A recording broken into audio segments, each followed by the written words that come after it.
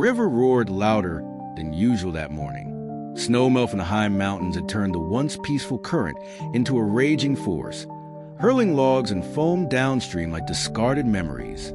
Mist curled above the water's surface, clinging to the low pines like ghosts reluctant to leave. Elias Rowe stood on the riverbank with a mug of coffee warming his palm, steam rising into the cold morning air. He wasn't expecting anything out of the ordinary. He never did.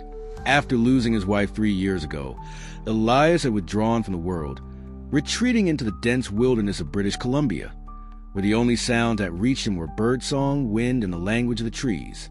He photographed nature now, not for fame or money, but for peace, for evidence that life still moved forward, even if it didn't. He raised his camera to his eye, framing a pair of mergansers drifting along the edge of the current. But then, just as his finger hovered over the shutter, he heard something, a sound that didn't belong. It wasn't a bird. It wasn't a branch falling. It was a cry, low, deep, and desperate. Elias froze. The cry came again, closer this time. Raw, panicked, he set his coffee and camera on the ground and followed the sound. The brush clawed at his clothes as he ran, heart pounding not from fear, but something deeper, something urgent.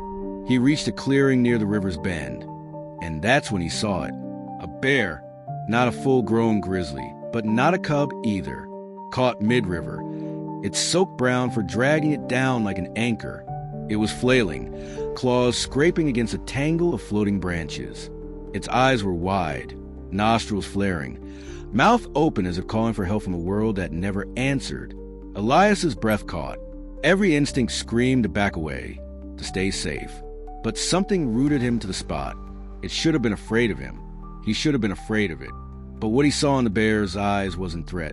It was fear. It was dying. Elias dropped his jacket and boots. Without a second thought, he dove. The water was ice, 1,000 needles biting into his skin. The current slammed into him, spinning him sideways. He kicked hard, arms slicing through the freezing flood, fighting to stay upright. The bear cried again, softer now, weaker. It was going under. He reached it just as its head dipped beneath the surface. Up close, the bear was enormous, even in distress. Its eyes rolled in panic as Elias wrapped his arm around its front leg, grabbing onto the tangle of branches, still clinging to its side. He had no plan, no logic, only raw instinct. The bear thrashed once, then stopped. Their eyes locked. Easy, Elias choked. I'm not your enemy. Was it exhaustion? Was it understanding? The bear didn't fight him again. He yanked his belt free and slid around the thickest branch, using it like a makeshift sling under the bear's chest.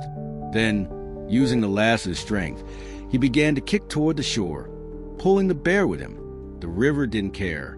It tugged at them both, trying to rip them apart. Elias grunted, teeth clenched, legs burning. His foot slammed into a submerged rock. He held tight, pulled harder. Minutes blurred. By the time they reached a gravel shelf along the bank, Elias could barely feel his arms. With one final surge, he shoved the bear upward onto the rocks, collapsing beside it, gasping for air. He tasted blood in the back of his throat. The bear coughed, an awful, wet sound, then lay still, its chest heaving. For several moments, neither moved. Then, slowly, the bear rose. Water poured off its thick coat in rivulets. It looked down at Elias, tilting its massive head. No snarl, no lunge, just recognition. Elias didn't flinch. He met the bear's gaze, still panting. "You're all right now," he whispered. "Go." The bear blinked as if considering him, then lumbered away, disappearing into the trees without a sound. Elias lay there for a while, staring at the sky. The clouds had parted. Light spilled across the canopy in long gold ribbons. His hands trembled. He didn't save the bear because it was a smart thing to do, or the safe thing. He saved it because he knew what it was like to drown and have no one reach for you. The weeks that followed passed in silence again, but something had shifted. One evening, as he stood on his porch with a cup of tea, he caught movement at the edge of the trees. The bear, it was standing there, watching. Elias didn't move. After a long moment, the bear gave a slow blink. then turned and vanished into the woods. They never touched, never spoke, but something wordless passed between them, something sacred. And sometimes, Elias wondered if the bear had saved him too.